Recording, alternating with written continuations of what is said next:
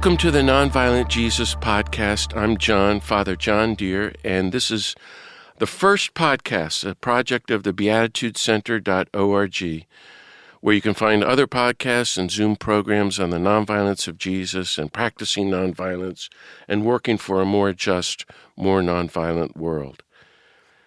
I thought we could begin our series with a little reflection on the Beatitudes, and I'd like to begin each episode with a little prayer. So I invite us to just take a moment and take a deep breath and relax. Maybe notice how you're feeling and enter into the presence of the God of peace who loves you personally, unconditionally, infinitely. And let's welcome the nonviolent Jesus here with us and ask for the grace to follow him ever more faithfully and do God's will. God of peace, thank you for all the blessings of life and love and peace that you give us. Be with us now as we reflect on the nonviolent Jesus and his Beatitudes, that we might take his words to heart and put them into nonviolent action and follow him ever more faithfully and do our part to help end war, poverty, violence, racism, executions, nuclear weapons, and environmental destruction, and to welcome your reign of universal love, universal compassion, and universal peace, to become people of gospel nonviolence, gospel peacemakers, beatitude people. In Jesus' name we pray, amen. So the Beatitudes, the beginning of the Sermon on the Mount, Matthew 5, 6, and 7. Gandhi thought these were the greatest teachings on nonviolence in history. And so, did you know, he read from the Sermon on the Mount every day for the last 45 years of his life. It's still shocking to me as I read this. He considered the Sermon on the Mount a handbook on how to be nonviolent, how to be a human being. So I invite us, dear friends, to use the Sermon on the Mount as Gandhi did, as our own personal handbook, our textbook, a set of directions that we return to over and over again. Much of what I will reflect and share with you here is from my books, The Beatitudes of Peace, and my most recent book, The Gospel of Peace, a commentary on Matthew, Mark, and Luke from the perspective of nonviolence. So let me read the Beatitudes first, and then I'll walk through them with you. And as I talk about the Beatitudes and as you hear them, I invite you to let the words sink in and to take them to heart and to ponder them all over again and to choose, like Gandhi, to become a Beatitude, a Sermon on the Mount person, to make them your daily guideposts and path and direction. So you might ask yourself, how can we more fully live out the Beatitudes this year? As I'm reading them, which ones touch you, inspire you, and challenge you? What is God saying to you through the Beatitudes? So here goes. This is from Matthew chapter 5, verse 1. When he saw the crowds, Jesus went up the mountain, and after he sat down, his disciples came to him, and he began to teach them, saying, Blessed are the poor in spirit, for theirs is the kingdom of heaven. Blessed are those who mourn, for they will be comforted. Blessed are the meek, for they will inherit the earth. Blessed are those who hunger and thirst for righteousness, for justice. They will be satisfied. Blessed are the merciful, for they will be shown mercy. Blessed are the clean of heart, for they will see God. Blessed are the peacemakers, for they will be called the sons and daughters of God. And blessed are those who are persecuted for the sake of justice, for theirs is the kingdom of heaven. Blessed are you when they insult you and persecute you and utter every kind of evil against you falsely because of me. Rejoice and be glad, for your reward will be great in heaven. Thus they persecuted the prophets who were before you. Recently, scholars have translated that opening phrase, blessed are, which begins each line of each beatitude, from the original Greek, which it was written in, back to Jesus' original language, which no longer exists, the Aramaic. So they're now saying each beatitude could really begin with the phrase, this would be the authentic translation, arise, get up, get moving, start walking, and walk forth. Doesn't that sound like the nonviolent Jesus? So imagine 2,000 years ago, he's speaking to poor, oppressed people in Galilee in the outback of the horrible, brutal Roman Empire, and he's empowering them to get up, get moving, and join his grassroots movement, his campaign of nonviolence. They're going to march to Jerusalem, like Gandhi or Dr. King. So I would invite us to hear them that way too.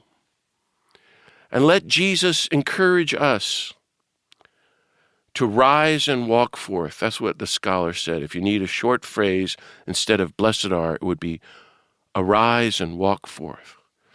So to hear Jesus say to each one of us today, arise, get up, get moving, start walking, walk forth and do something. You who are poor, mournful, meek, gentle, nonviolent, you who hunger and thirst for justice and are merciful, clean of heart, peacemaking, and persecuted, and join my global grassroots campaign of nonviolence for justice, disarmament, and peace. So he begins, blessed are the poor in spirit, for theirs is the kingdom of heaven. So the first sentence of the Sermon on the Mount is all about the poor and the economics of God's reign. Luke's version comes out bluntly and says, blessed are the poor, woe to the rich. But in either case, Jesus insists that the poor, the powerless, those who have nothing, who are empty of spirit, have one thing the rich do not have, the kingdom of God, the reign of God. So with these opening words, Jesus takes sides. He sides with the poor, the powerless, those at the bottom of the society and of the world. And he empowers them to live in God's reign in total trust and to go forth. In doing so, he's calling all of us to let go. I think to let go of everything. Power, prestige, privilege, possessions, money, to share our hearts and lives with those in need, to practice downward mobility, not upwardly mobility, downward mobility and total surrender to God. So he's saying the poor already have the reign of God. So stand with the poor, side with the poor, become one with the poor in spirit. And as you live in solidarity with the poor and let go of everything and focus solely on God from now on, like the poorest of the world, we enter a new peace and nonviolence, not of this world. We move out of the culture of violence and greed and domination and empire and into God's reign of peace. Let me put it this way. I find this helpful. If we're rich or rich in spirit, we don't need God. We got our money and our possessions. We're all set. If we've got guns, if we've got weapons and armies, if we have nuclear weapons, we don't need God. We've completely rejected God and placed our trust and security in these idols. So we're first-class citizens of the kingdoms of this world, the culture of violence, injustice, and war. On the other hand, if we're poor and poor in spirit, we need God. We don't have anything else. We got no money, no guns, no weapons, no armies to protect us. All we've got is God. So we place all our chips, all our hope and security and trust in God and rely totally on God from now on. That's what Jesus is calling for here in the first sentence. I think total dependence and reliance upon God, not on wealth or power or weapons or anything else. So for me, this comes down to the daily practice of surrender. And that's how I invite folks to consider it. I surrender today my will, my life, everything to God. You see this in the Gospels, first in Mary of Nazareth, who says to the angel, behold, hey, I'm the servant of the God of peace. God's will be done. That's what you do if you're poor in spirit. And then I see Jesus doing this over and over again, and finally praying this in the Garden of Gethsemane. Not my will, your will be done. And that's the one main prayer he'll go on and teach in the Sermon on the Mount.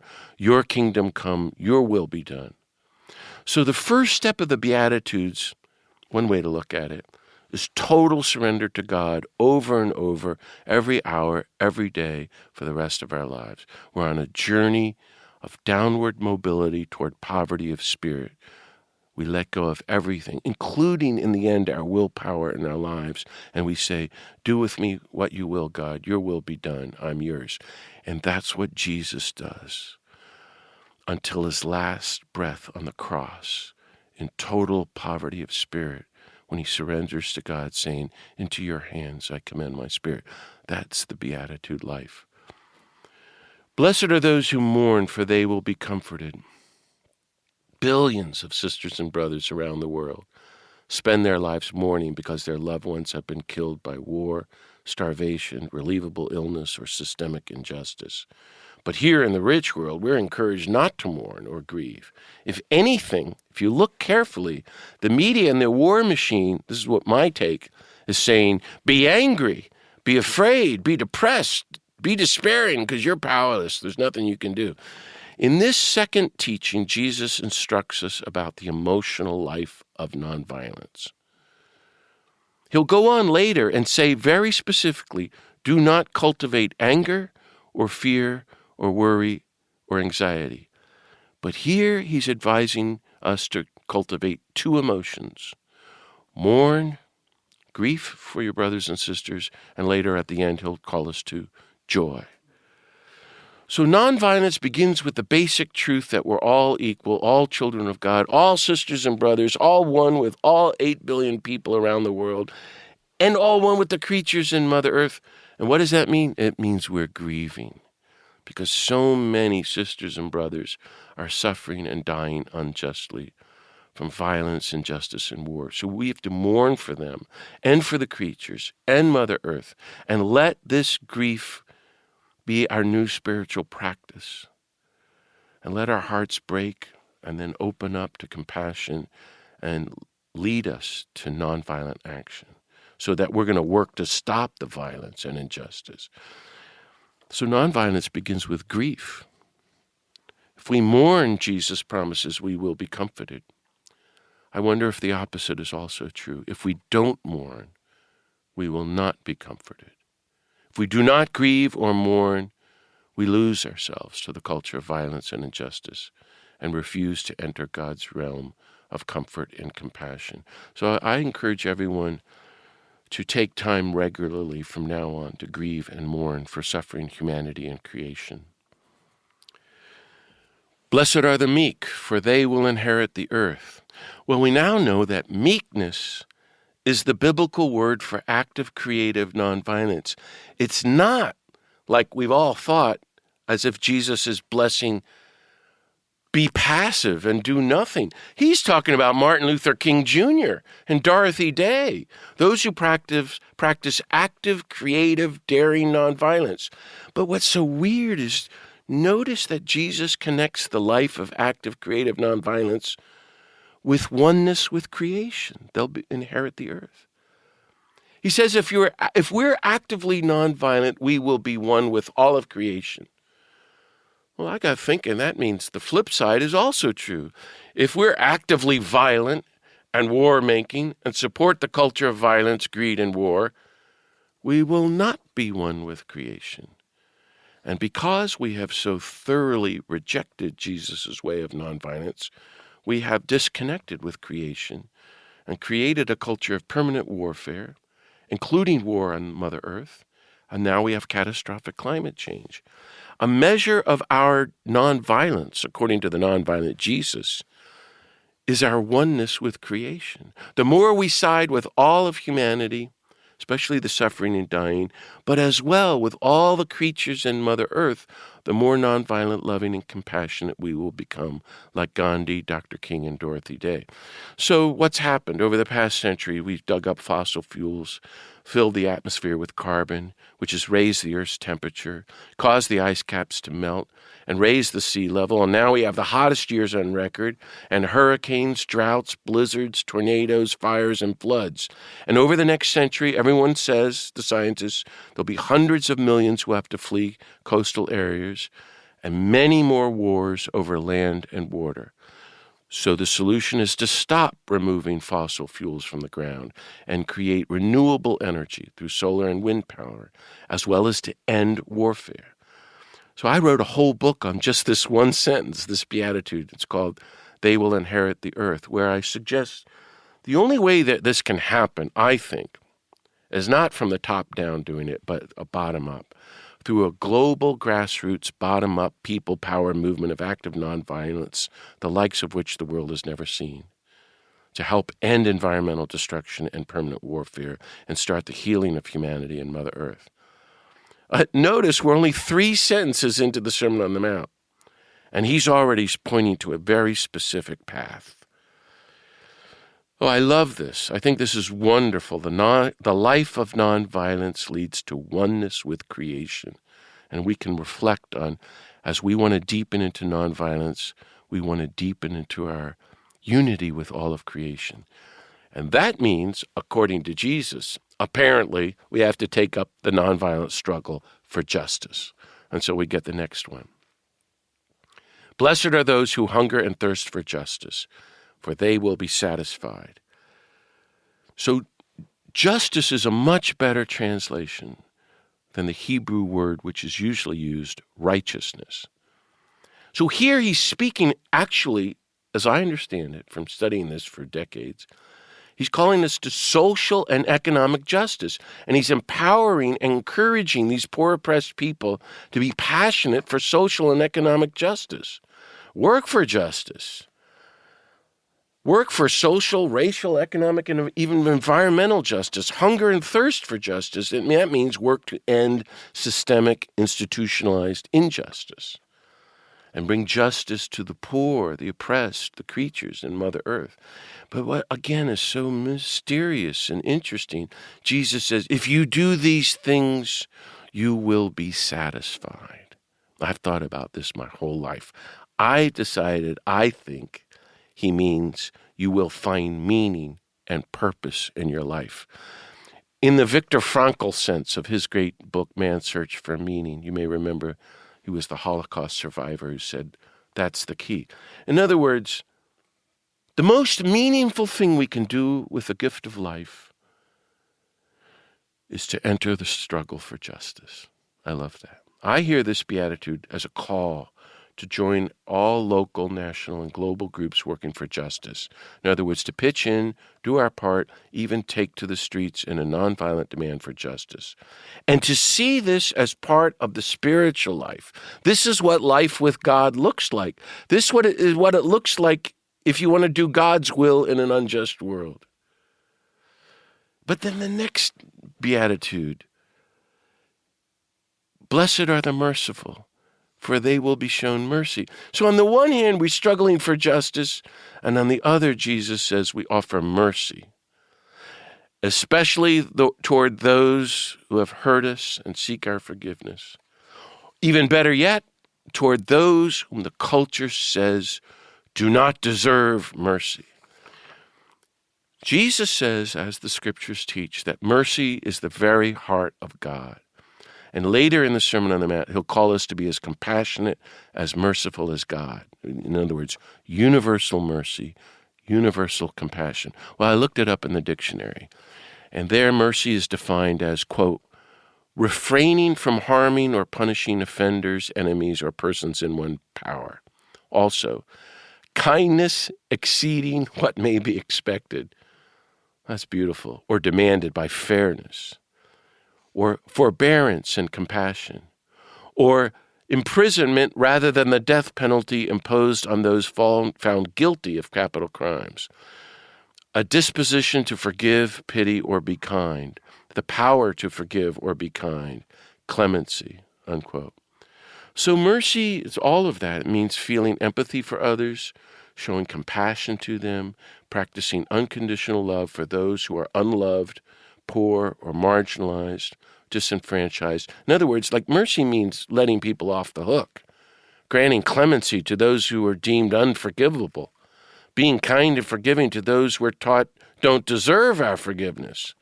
It means we don't retaliate or seek revenge ever again. Here's the catch. It's right there in the Sermon on the Mount over and over again. We forgive everyone who ever hurt us from now on. We offer compassion to everyone. We grant everyone a second chance. So we show mercy and compassion as Jesus did to those who don't receive it from society. Who are they? The poor, the sick, the weak, the elderly, the immigrant, the marginalized, the disenfranchised. Of course, the enemy who we try to kill. And further, we pursue the politics of mercy. We want to institutionalize mercy. That's where Dr. King was going. And create a new culture of mercy, a culture of nonviolence. So we work under this beatitude to abolish the death penalty, end racism, poverty, and war, and for restorative justice and a culture of reconciliation. And here's the promise. As we show mercy, we sow seeds of mercy, and mercy will be shown to us.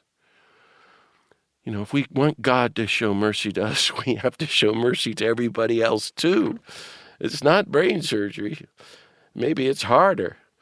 And along the way, of course, you begin to notice just how God shows infinite, tender mercy to each one of us when we don't deserve it. Blessed are the clean of heart, Jesus says, for they will see God. So this is about Jesus' public stand against the cleanliness laws, which he violated and broke over and over again. Jesus committed nonviolent civil disobedience every single day and was being punished or should have been punished for it. He's breaking the law.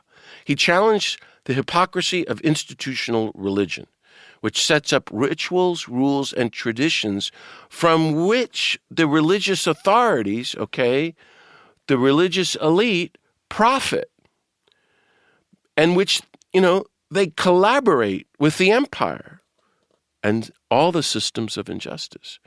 And Jesus comes along and said, hey, instead of cleansing their dishes and washing your hands for God, as the first law of God, clean your hearts. Give your hearts to God. So I prefer the translation Gandhi used, blessed are the pure of heart. When Jesus calls us to purity of heart, he's calling us to the inner journey of nonviolence,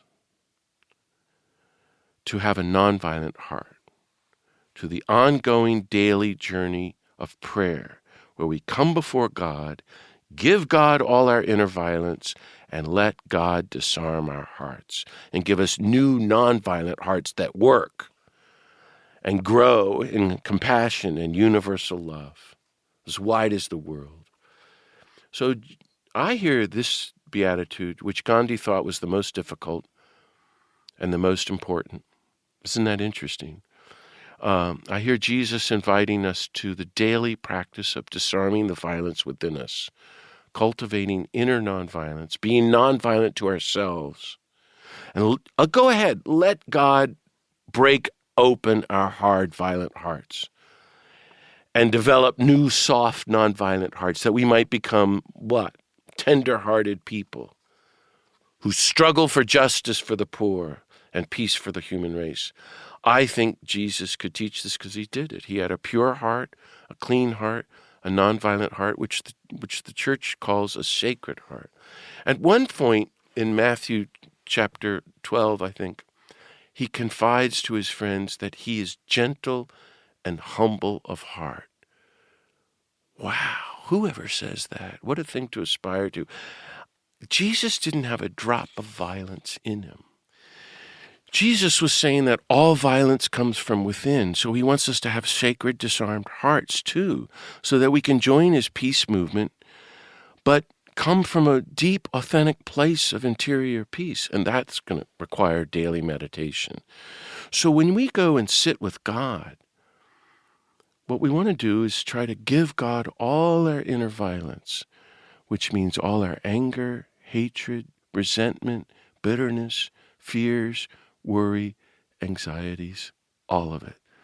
Let it all go. And let God disarm our hearts into nonviolent hearts that we might have pure, clean, peaceful hearts. But what's so weird, notice how Jesus connects our hearts with our eyes. So he's saying, as only he could, that as we cultivate inner nonviolence and allow God to purify and disarm us deep down within, we're going to begin to see God everywhere. Isn't that beautiful? Inner nonviolence helps us to see with the eyes of universal love, compassion, and peace, to get beyond our narrow nationalism and recognize every human being as our sister and brother and see God in everyone. In other words, to have a universal vision. And this leads to the climax of the Beatitudes. Blessed are the peacemakers. They will be called the sons and daughters of the God of peace. I think this is the core of the gospel, the great mission of discipleship to the nonviolent Jesus. We are all called to become peacemakers. It's a beautiful way to look at our lives. We can ask ourselves, how have I been a peacemaker during my life? What does it mean to be a peacemaker? How can I consciously live from now on as a peacemaker? Wouldn't that be a beautiful way to see the rest of our lives? Well, I think that means, first of all, that we can no longer be war makers. I mean, it's kind of obvious to me. We cannot support war or participate in war or pay for war or promote war or bless war or send our kids off to war. Peacemakers work to end war and create peace. So I think with this beatitude, every follower of Jesus, every Christian in the world is banned from participating in warfare ever again and called to spend our lives in peace, welcoming God's reign of peace, making peace, and working for peace. So peacemakers are people of nonviolence. We are peaceful toward ourselves, peaceful toward all people everywhere, all creatures and all creation, and we do our part actively, publicly to create a more peaceful world. We make peace by loving and reconciling with everyone, especially those who are divided and at war with each other. We teach peace and nonviolence. We support the grassroots movements of peace and disarmament. We promote nonviolent alternatives and global nonviolent conflict resolution and work to abolish war itself. And that means weapons of mass destruction and nuclear weapons and the causes of war. And we do that through various movements and campaigns. So we try to stop the building of weapons and the funding for war preparations and spend those billions of dollars instead on providing food and clean water and housing and healthcare, education, employment, and dignity toward every human being on the planet. That's the vision. We work to educate every human being at every age, in every class, in every school on the planet, in the methodology of nonviolent conflict resolution, so that nonviolence can someday become the new normal. So everyone is trained to be a peacemaker and live in peace. All of this is achievable. The United Nations says all of this is doable. This is not idealism. This is not impractical. This is not a dream. In fact, it's the only practical solution. It just needs our total spiritual and political will together to work toward it. But what's so shocking here is what Jesus says. He announces that God is a peacemaker. What? Jesus describes the nature of God as nonviolent and peaceful. And with that, he throws out thousands of years of belief in a violent God, a God of war. And he does away with any spiritual justification for warfare and the great lie that God might bless our wars or our armies or the troops or our weapons. He says, the living God is the God of peace, and you are the children of the God of peace. This is who you are. This is, from now on, our basic fundamental identity. We're not Americans or children of some other nation. We, from now on, claim our true identity as the beloved sons and daughters of the God of peace. And so, it's just natural. We rise and walk forth into the culture of war and make peace. That's just our normal. But of course, if you stand up publicly for peace in a world of permanent warfare, you're going to get in trouble. And so we reach the last beatitude. Blessed are those who are persecuted for the sake of justice. Theirs is the kingdom of heaven. So in a world of total violence, war, and injustice, if you stand up for justice and disarmament and peace and try to change things nonviolently, people are not going to like it. They're not going to thank you or honor you. They're going to get mad at you and tell you to stop rocking the boat. But that's when we get to practice nonviolence. That's when you get to see really how nonviolent you are, how seriously you're following the nonviolent Jesus. If we keep at this public work for justice and peace, we're going to get in trouble. Good trouble, as my friend John Lewis said. And we're going to be persecuted and maybe even arrested and jailed, as I've discovered. The nonviolent Jesus spoke out every single day for justice and peace. And so he nonviolently resisted the Roman Empire every single day and proclaimed the coming of God's reign of nonviolence. And so he was constantly harassed and threatened and persecuted, and eventually arrested and killed. This is the job description. This is the path of active, creative, daring, prophetic, revolutionary nonviolence. The path of the Beatitudes and the Sermon on the Mount that Gandhi and Dr. King and Dorothy Day and Archbishop Romero and all the saints walked. And it's the greatest blessing of all because it means the reign of God is already ours. You just, as we said at the beginning, we let go of everything, and we're already living right now in God's reign of universal love and peace.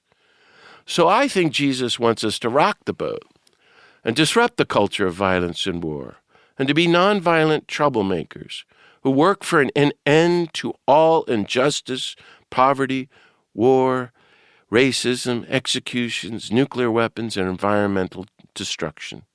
To take nonviolent risks for justice, disarmament, and creation. And when we get in trouble, we maintain our nonviolence. And we forgive those who hurt us and trust in God, but we go forward and speak truth to power with all the love in our hearts. This is how positive social change works, according to the Beatitudes and the Gospels, through our participation in bottom-up grassroots movements of active nonviolence for the sake of justice and peace.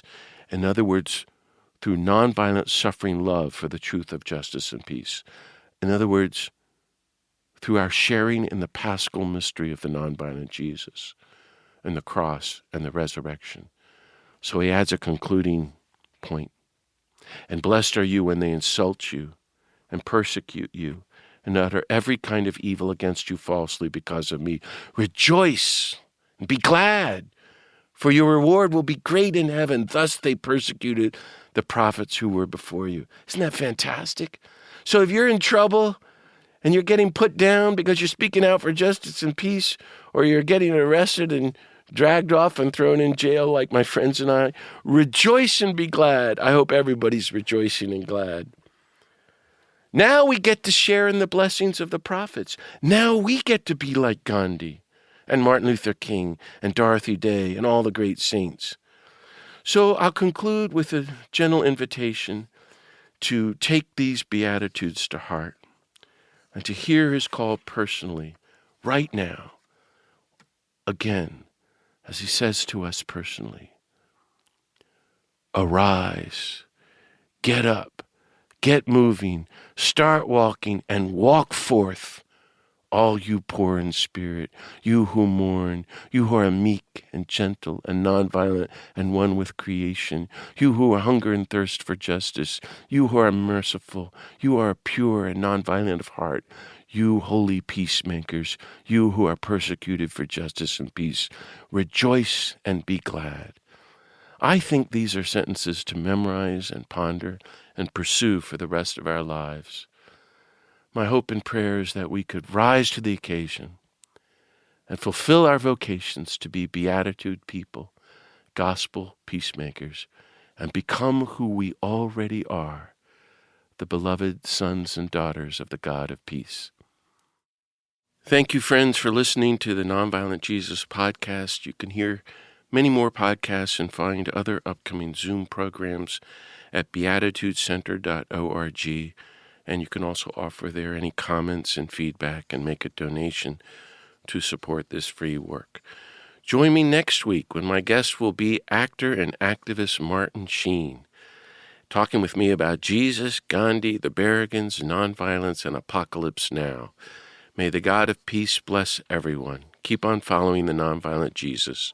See you next time.